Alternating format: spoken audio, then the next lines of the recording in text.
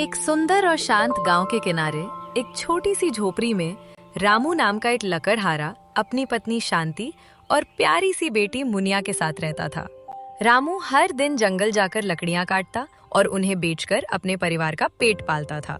लेकिन आज की सुबह रामू के घर में चिंता लेकर आई थी। रामू की तबीयत बहुत खराब थी और वो खटिया पर लेटा हुआ दर्द से कराह रहा था। सुनो शांति, आज मेरी तबीयत बहुत खराब लग रही है। शरीर में बिल्कुल भी जान नहीं है, इसलिए मैं आज जंगल नहीं जा सकूंगा।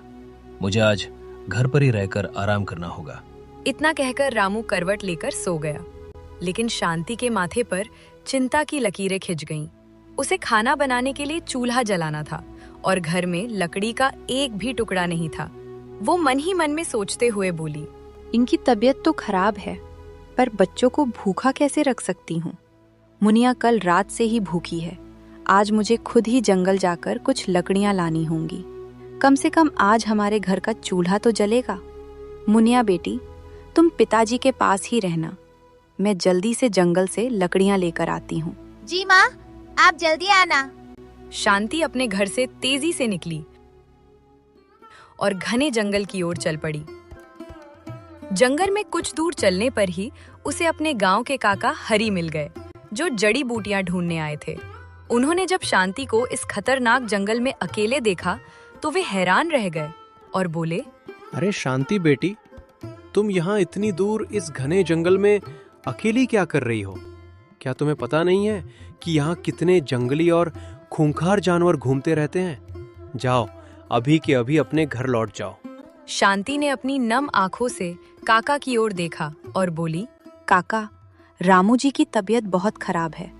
वो आज काम पर नहीं आ सके। घर में खाना बनाने के लिए लकड़ी नहीं है, इसलिए मुझे ही आना पड़ा। शांति की बात सुनकर काका हरी को बहुत बुरा लगा, लेकिन तभी उनकी नजर शांति के खाली हाथों पर पड़ी। बेटी, तुम्हारी मजबूरी तो मैं समझता हूँ, लेकिन तुम लकड़ियाँ काटने जंगल तो आ गई हो। तुम्हारे हाथ में कुल्हाड़ी तो है ही नहीं। बिना कुल्हाड़ी के लकड़ियाँ कैसे काटोगी? अरे भगवान, मैं भी कितनी पगली हूँ। मैं तो घर से बिना कुल्हाड़ी लिए ही चली आई। मैंने पहले कभी लकड़ियां काटी ही नहीं, इसलिए मुझे याद ही नहीं रहा। काका, अब मुझे कुल्हाड़ी लेने वापस घर जाना होगा। आपका बहुत धन्यवाद। शांति हरी काका से विदा लेकर निराश कदमों से घर की तरफ लौटने लगी। अभी वो कुछ ही कदम चली थी कि अचानक जंगल में एक दिव्य गाय उसे सामने की ओर दिखती है। शांति ने अपनी आंखें मलकर देखा तो सामने एक बेहद सुंदर गाय खड़ी थी। उसके शरीर से एक दिव्य चमक निकल रही थी।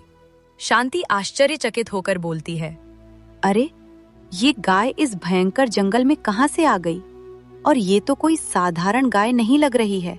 देखो तो, इसके शरीर से कैसी दिव्य चमक निकल रही है। शांति, तुम्हारा नाम शांति है ना? एक गाय को इंसानों की तरह अपना नाम बोलते देख शांति के होश उड़ गए। वो डर के मारे 2 कदम पीछे हट गई और बोली, अरे, तुम्हें कैसे पता कि मेरा नाम शांति है? तुम कौन हो? डरो मत शांति, मैं कोई साधारण गाय नहीं हूँ। मैं एक जादुई गाय हूँ। मेरा नाम सुरभि है। मैं तुम्हारे मन की पवित्रता देखकर यहाँ आई हूँ। मैं तुम्हारी सारी इच्छाएं एक पल में पूरी कर सकती हूँ। हे दिव्य गाय, अगर आप सच में मेरी इच्छा पूरी कर सकती हैं, तो क्या आप मेरे घर चलकर हमारे साथ रह सकती हैं? मेरी यही इच्छा है। हाँ शांति, चलो। मुझे तुम्हारी मदद करने की ही प्रेरणा मिली है। आज से मैं तुम्हारे साथ ही रहूंगी। शांति सुरभि को लेकर अपने घर पहुंची।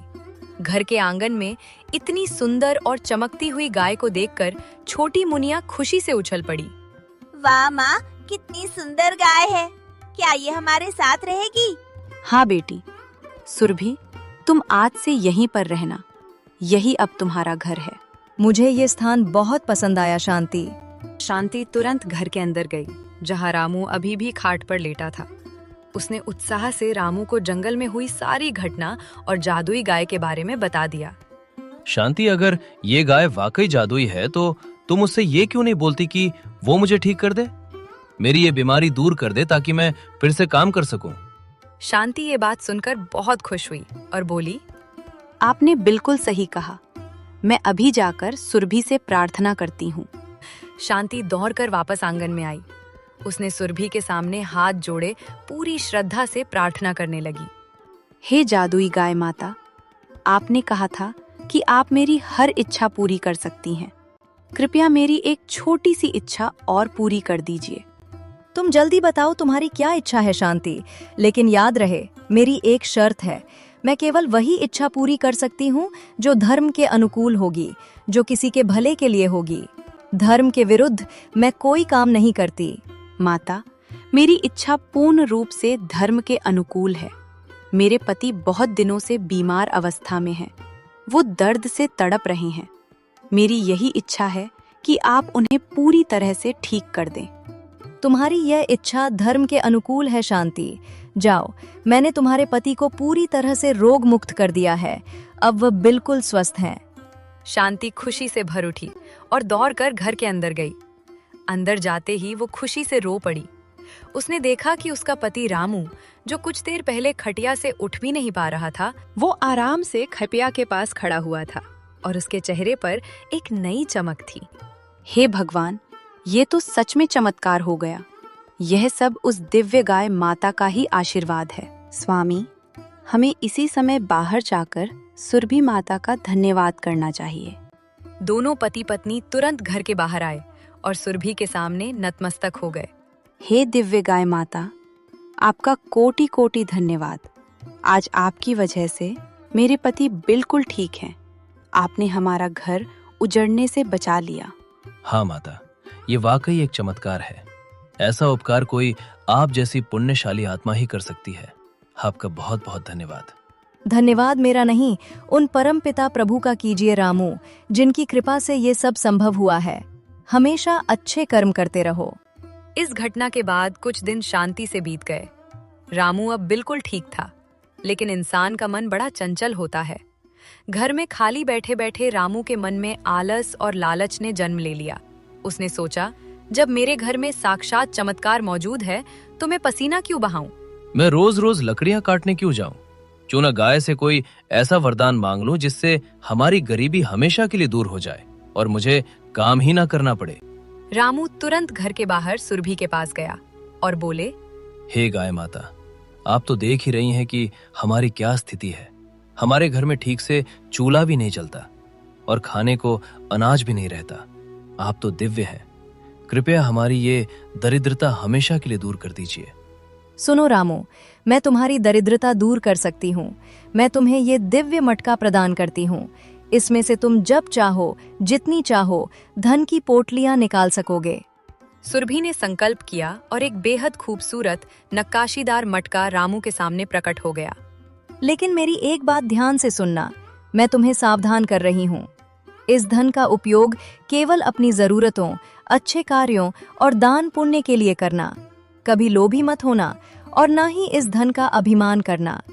जिस दिन तुम्हारे अंदर लालच आ गया, ये मटका अपना चमत्कार खो देगा। मैं बिल्कुल भी लोभ नहीं करूंगा माता। मैं सिर्फ अपने खाने पीने और जरूरतमंद चीजों के लिए ही इसका उपयोग करूंगा। आपका बहुत धन्यवाद। रामू ने उस दिव्य मटके को लिया और खुशी से झूमता हुआ घर के अंदर आ गया। उसने तुरंत अपनी पत्नी और बेटी को आवाज दी, शांति, मुनिया, जल्दी यहाँ आओ। देखो, गाय माता ने हमें क्या दिया है। ये एक दिव्य मटका है। हम इसमें से जितने चाहे उतने सोने के सिक्के और धन की पोटलियां निकाल सकते हैं। रामू ने मटके के अंदर हाथ डाला और सोने के सिक्कों से भरी एक पोटली बाहर निकाल ली। ये देखकर शांति और मुनिया की आंखें फटी की फटी रह गईं। क्या सच में ये मटका जितना चाहे उतना धन दे सकता है? हे गाय माता, आपकी कृपा अपरंपार है। हम हमेशा आपके आभारी रहेंगे और आपके बताए मार्ग पर ही चलेंगे। दिन बीते, रातें बीती।